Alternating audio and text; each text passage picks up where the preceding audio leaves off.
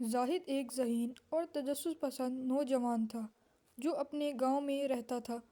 گاؤں کی زندگی سادہ اور سکون بھری تھی، مگر ایک پراسرار پہلو ہمیشہ لوگوں کو بے چین رکھتا تھا۔ وہ تھا گاؤں کے کنارے واقع ایک ویران مکان۔ کہا جاتا تھا کہ یہ مکان اسیب زدہ ہے اور کئی نسلوں سے یہاں عجیب و غریب واقعات پیش آ رہے ہیں۔ کوئی شخص اس مکان کے قریب جانے کی ہمت نہیں کرتا تھا، خاص طور پر رات کے وقت۔ زاہد کے والدین نے بھی اسے اس مکان سے دور رہنے کی تاکید کی تھی، مگر زاہد کا تجسس بڑھتا ہی جا رہا تھا۔ اسے بچپن سے سنائی گئی وہ کہانیاں یاد تھیں کہ کیسے لوگ اس مکان کے اندر جانے کے بعد کبھی واپس نہیں آئے، یا اگر آئے تو پاگل ہو چکے تھے۔ ایک دن زاہد نے فیصلہ کیا کہ وہ اس راز کو حل کرے گا۔ اس نے اپنے قریبی دوستوں سے بات کی، لیکن سب نے اسے پاگل قرار دیا۔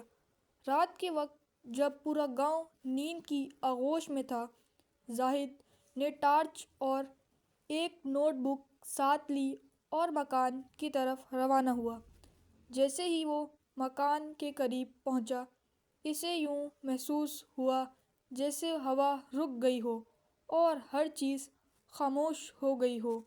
مکان کے ٹوٹے پھوٹے دروازے کو دیکھ کر زاہد کے دل میں خوف کی ایک لہر دوڑ گئی، مگر اس نے خود کو سنبھالا اور دروازہ کھول دیا۔ دروازے کے کھلتے ہی زاہد کے سامنے ایک تاریک اور سنسان کمرہ تھا۔ کمرے کی دیواریں پرانی اور گندی تھیں اور فرش پر دھول کی ایک موٹی تہہ جمی ہوئی تھی۔ زاہد نے ٹارچ کی روشنی سے چاروں طرف کا جائزہ لیا۔ کمرے میں ایک پرانا صوفہ، ایک میز اور دیواروں پر دھندلے اور پھٹے ہوئے تصویریں لگی تھیں۔ زاہد آہستہ آہستہ اندر داخل ہوا۔ جیسے ہی اس نے ایک قدم آگے بڑھایا، اسے لگا کہ کسی نے اس کے پیچھے سے آہٹ دی ہے۔ زاہد نے فوراً پیچھے مڑ کر دیکھا، مگر وہاں کچھ نہیں تھا۔ دل کی دھڑکن تیز ہو گئی، لیکن اس نے ہمت نہیں ہاری۔ زاہد نے کمرے کا مزید جائزہ لیا اور دیکھا کہ دیوار کے ساتھ ایک پرانی سیڑھی کے نیچے تہہ خانے کی طرف جا رہی ہے۔ وہ سوچنے لگا کہ آیا اسے نیچے جانا چاہیے یا نہیں۔ اچانک ایک تیز ہوا کا جھونکا آیا اور دروازہ خود بخود بند ہو گیا۔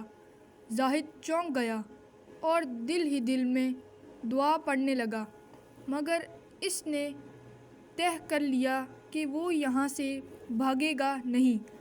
زاہد نے مزید آگے بڑھنے کا فیصلہ کیا اور سیڑھیوں کے قریب پہنچا۔ تہہ خانے کی سیڑھیاں پرانی اور کمزور لگ رہی تھیں۔ جیسے ہی زاہد نے پہلا قدم رکھا، سیڑھیاں چرچرائیں اور ایسا لگا جیسے وہ کسی کو اپنے آنے کا اعلان کر رہی ہوں۔ تہہ خانے میں ایک گہری خاموشی تھی، مگر اس خاموشی میں بھی زاہد کو عجیب سی سرگوشیاں سنائی دینے لگیں۔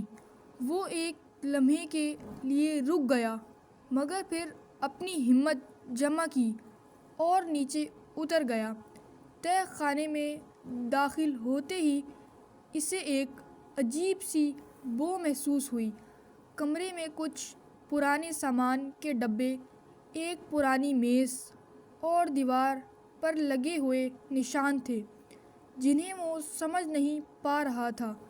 اچانک زاہد کو ایسا لگا کہ جیسے کسی نے اس کے کان کے قریب اس کا نام پکارا ہو۔ زاہد! آواز دھیمی مگر واضح تھی۔ زاہد نے ٹارچ گھما کر ارد گرد دیکھا، مگر وہاں کوئی نہیں تھا۔ خوف اس کے دل میں بڑھ رہا تھا۔ مگر تجسس اسے آگے لے جا رہا تھا۔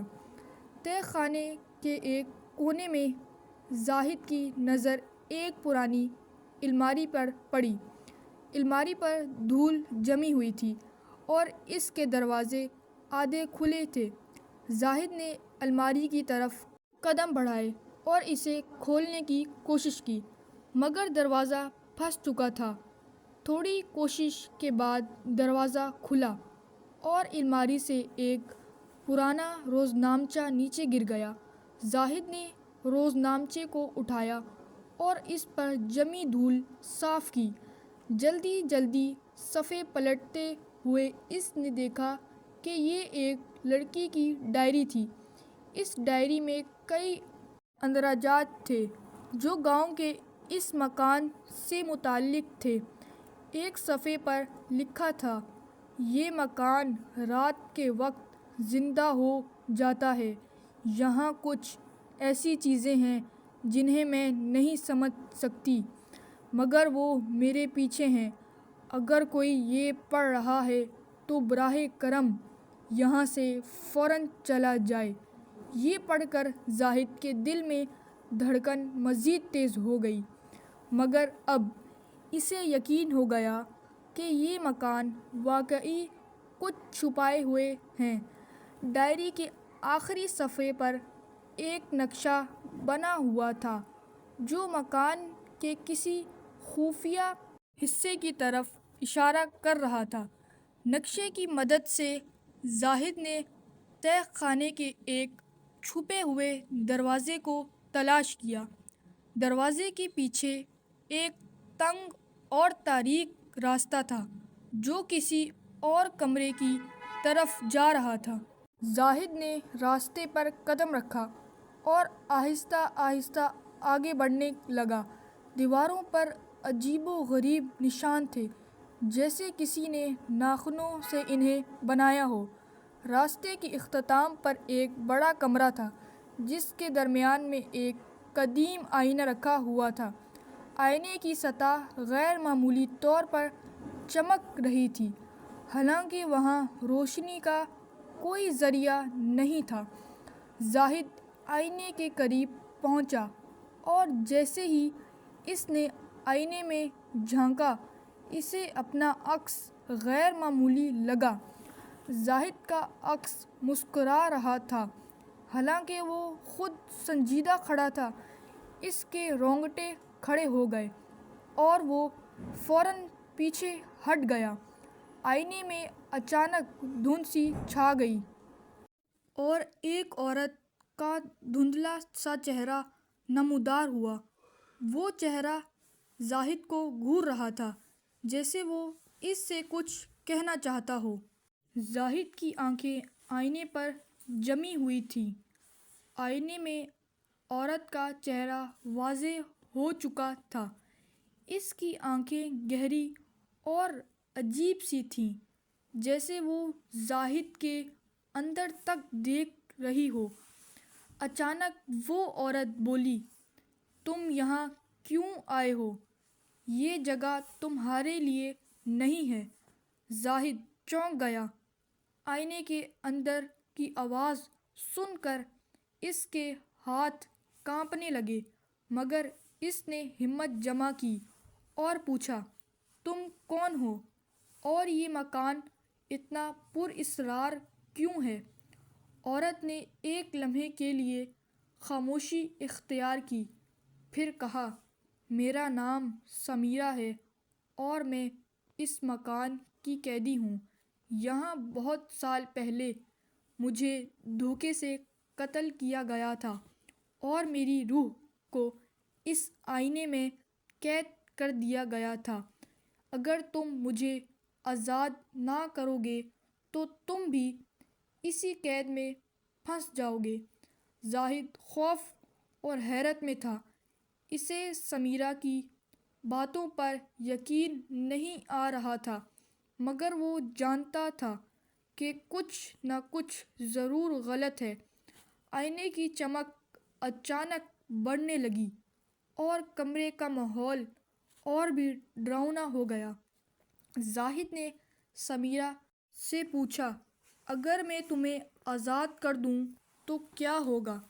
سمیرہ نے جواب دیا، میں تمہیں کوئی نقصان نہیں پہنچاؤں گی، میں صرف اپنی قید سے آزاد ہونا چاہتی ہوں، مگر خبردار، یہ کام آسان نہیں ہوگا۔ یہ مکان اور اس کے اندر موجود طاقتیں تمہیں روکنے کی ہر ممکن کوشش کریں گی۔ زاہد نے روزنامچے کو یاد کیا۔ اس میں لکھا تھا کہ آئینے کو توڑنا خطرناک ہے کیونکہ اس سے قید شدہ روح آزاد ہو سکتی ہے اور گاؤں کے لیے ایک بڑی مصیبت بن سکتی ہے۔ زاہد نے سوچا کہ اگر سمیرہ جھوٹ بول رہی ہو تو کیا ہوگا؟ کمرے کی دیواریں اچانک کانپنے لگیں، آئینے میں دھند سی پھیل گئی اور زاہد کو ایسا محسوس ہوا جیسے زمین اس کے پیروں کے نیچے سے کھسک رہی ہو۔ سمیرہ نے چیخ کر کہا، فیصلہ کرو، وقت بہت کم ہے۔ زاہد نے ہچکچاتے ہوئے روزنامچے کے آخری صفحات کو کھولا۔ ان میں ایک اور کہانی درج تھی۔ یہ کہانی ایک جادوگرنی کی تھی جسے گاؤں کے لوگوں نے کئی سال پہلے پکڑ کر اسی مکان میں قید کیا تھا۔ جادوگرنی کے مرنے کے بعد اس کی روح اس آئینے میں قید ہو گئی تھی، مگر سوال یہ تھا کہ کیا سمیرہ واقعی بے قصور تھی یا وہی جادوگرنی تھی جو اپنی آزادی کے لیے جھوٹ بول رہی تھی؟ زاہد نے محسوس کیا کہ کمرے کی ہوا بھاری ہوتی جا رہی ہے۔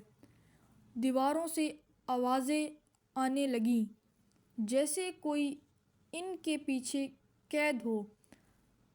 زاہد کو اب یقین ہو گیا کہ یہ مکان اور آئینہ دونوں خطرناک ہیں، مگر کیا وہ سمیرہ کی مدد کرے یا آئینے کو ہمیشہ کے لیے ختم کر دے؟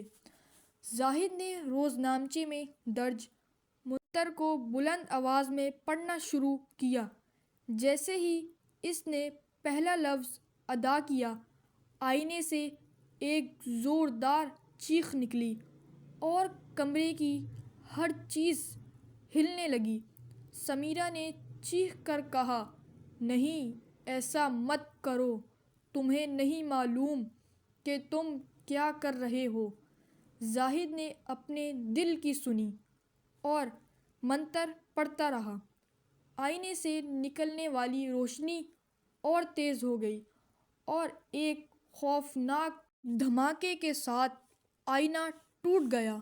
سمیرہ کی روح چیخو پکار کے ساتھ ہوا میں تخلیل ہو گئی اور مکان کی دیواریں اچانک پرسکون ہو گئیں۔ زاہد نے تھکے ہوئے قدموں سے مکان کو چھوڑ دیا۔ باہر آتے ہی اسے محسوس ہوا کہ گاؤں کی ہوا دوبارہ تازہ ہو گئی ہے اور مکان اب کسی آسیب زدہ جگہ کی طرح محسوس نہیں ہو رہا تھا۔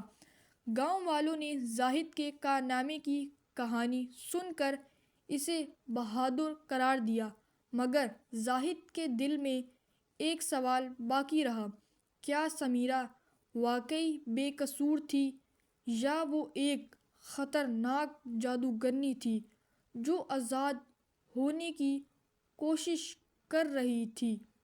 کچھ دنوں بعد زاہد کے خواب میں وہی آئینہ دوبارہ آیا۔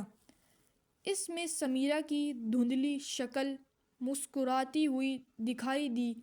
وہ جاگ گیا، پسینے میں شرابور۔ شاید کہانی ختم ہو گئی تھی یا شاید وہ صرف ایک نئے خوفناک باب کا آغاز تھا۔ تو یہ کہانی یہیں پر ختم ہوتی ہے۔ آپ ہماری اس ویڈیو کو فٹافٹ سے لائک کریں اور ہمارے چینل کو سبسکرائب کریں۔ ملتے ہیں آپ کو نیکسٹ ویڈیو میں، تب تک کے لیے اللہ حافظ۔